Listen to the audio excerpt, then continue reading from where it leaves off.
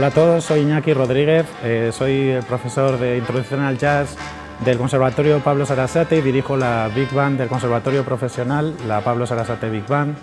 Está formada por alumnos del centro de quinto y sexto curso. Estamos aquí en el Festival de las Murallas de Pamplona, un festival que no te deberías perder. Vamos a tocar clásicos de las big bands y del jazz como Shine Stockings, de Count Basie, temas como Cellan Blues de Duke Ellington, y esperamos que os vengáis, que aparezcáis por aquí y hagáis posible que este festival siga para adelante gracias a vuestra presencia.